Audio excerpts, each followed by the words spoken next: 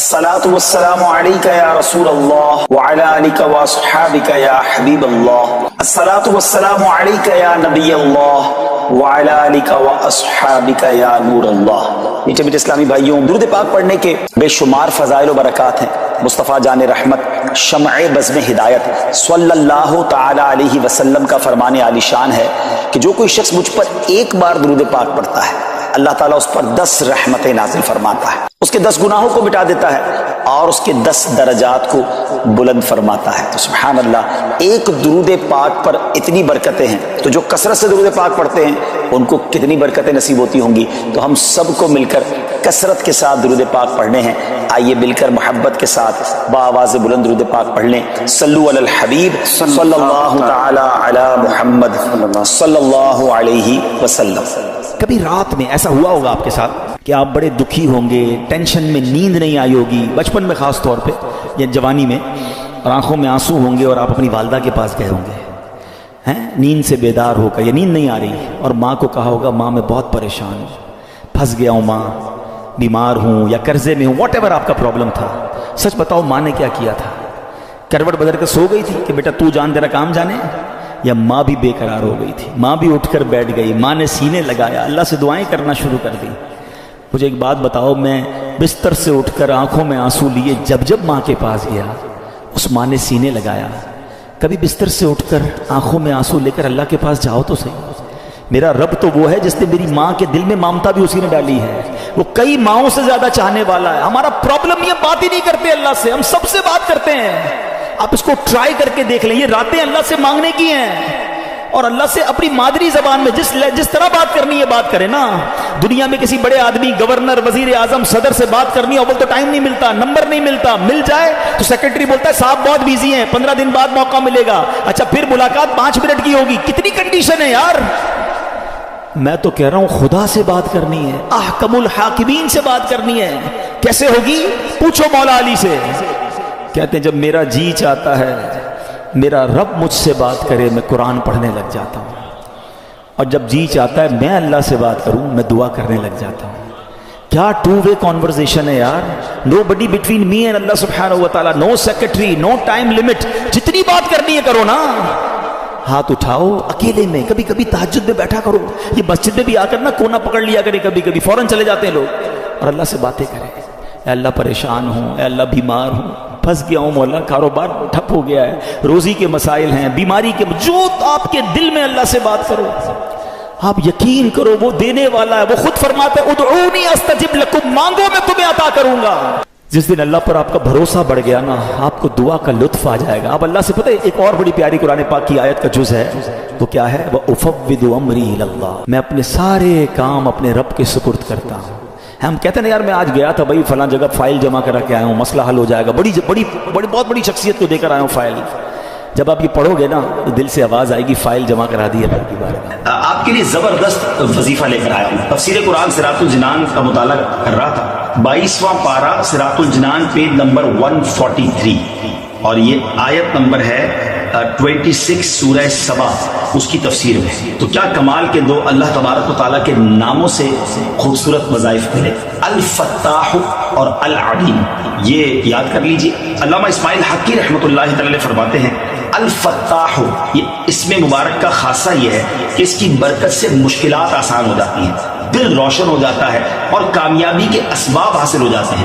نماز فجر کے بعد جس نے سینے پر ہاتھ رکھ کر 71 ٹائمز اس اسم کو یعنی یا فتاح یہ پڑھا تو اس کا دل پاک اور منور ہو جائے گا، اس کا کام آسان ہو جائے گا، اور اس کی برکت سے رزق میں بھی وسعت ہوگی. اور دوسرا ہے العلیم.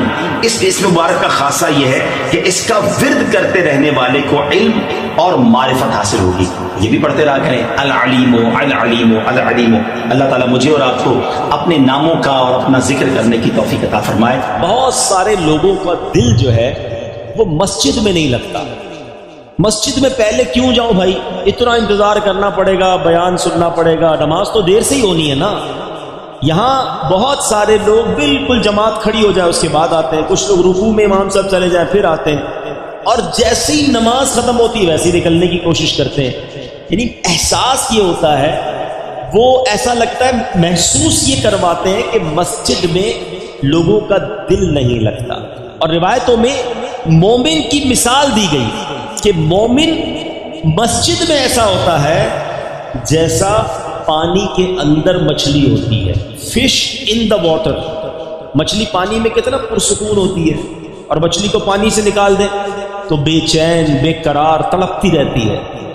مگر بدقسمتی کے ساتھ بہت بڑی اکثریت ہماری وہ ہے کہ وہ مسجد کے اندر اس طرح ہوتی ہے جیسے مچھلی پانی کے باہر ہے، بے قرار بے چین گھڑی دیکھتے رہیں گے یار کب اذان ہوگی، کب جماعت ہوگی. کبھی امام صاحب 1 منٹ لیٹ ہو جائیں، 2 منٹ لیٹ ہو جائیں تو امام صاحب کو پکڑ لیں گے، حضرت 2 منٹ آج آپ نے لیٹ جماعت شروع کی. امام صاحب 1-2 منٹ لمبی نماز پڑھا دیں، دعا طویل کر دیں، اس پر اعتراض کرنے والے اعتراض کر رہے ہوتے حضرت آج آپ نے 2 منٹ لمبی دعا کرا دی.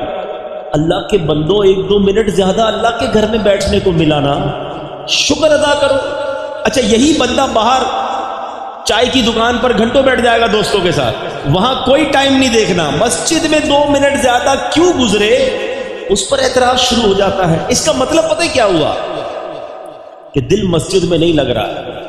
جس کا دل مسجد میں نہ لگے وہ اپنے دل کا علاج کرائے، کیونکہ مسجد کس کا گھر ہے بتاؤ نا. اچھا آپ کے گھر میں بغیر اجازت کوئی آ سکتا ہے؟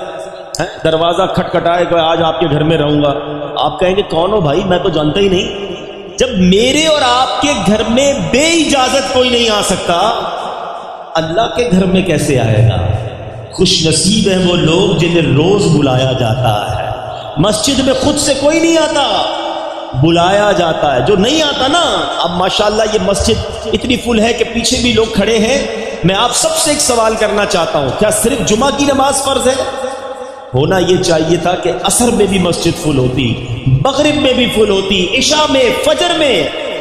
اور جو لوگ کہتے ہیں نا یار میں مسجد نہیں جاتا، تمہاری بھول ہے. تم نہیں جاتے، تمہیں بلایا نہیں جاتا. تم اللہ کی بارگاہ میں توبہ کرو کہ اے اللہ مجھے روز اپنے گھر میں بلا، میں اتنا برا ہوں کہ مجھے پورا ہفتہ تیرے گھر میں آنے کا موقع نہیں ملتا. توبہ کر کے اللہ کو راضی کر کے مسجد میں آنا جانا باندھ لو.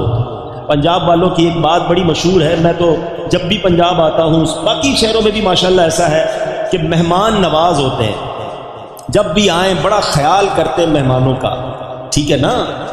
تو جب آپ کے گھر کوئی آتا ہے کیا کرتے ہو؟ مہمان خوش ہو کر جائے.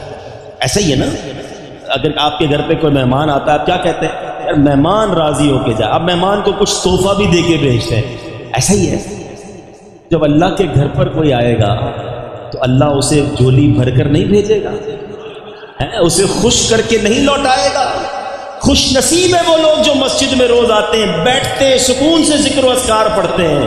ارے دنیا میں کسی کے گھر جاؤ وہ تحفے کے ساتھ بھیجتا ہے، اللہ کے گھر میں آئیں گے وہ جھولیاں بھر کے لوٹائے گا. تو نیت کر لیں انشاءاللہ. پہلی نیت تو یہ کر لیں کہ اب انشاءاللہ 5 نمازیں مسجد میں باجماعت ادا کریں گے. جمعہ کا دن کوئی عام دن نہیں ہے، یاد رکھیے گا. جمعہ کا دن ایک بڑا خاص دن ہے. اللہ تبارک و تعالی نے ہم پر ایک خاص کرم کیا ہے کہ ہمیں ہر ہفتے یہ دن عطا فرمایا. جمعہ کے دن کچھ خاص اعمال کرنے والے ہیں، وہ بھی عرض کرتا ہوں. لیکن جمعے کی پہلے اہمیت کو سمجھیے کہ جمعہ پیارے آقا علیہ الصلوۃ والسلام کی احادیث اور روایتوں کے ذریعے علماء نے بتایا کہ جمعہ یوم العید ہے. جمعہ سب دنوں کا سردار ہے. جمعہ کے روز جہنم کی آگ نہیں سلگائی جاتی. جمعہ کی رات دوزخ کے دروازے نہیں کھلتے. جمعہ کو بروز قیامت دلہن کی طرح اٹھایا جائے گا.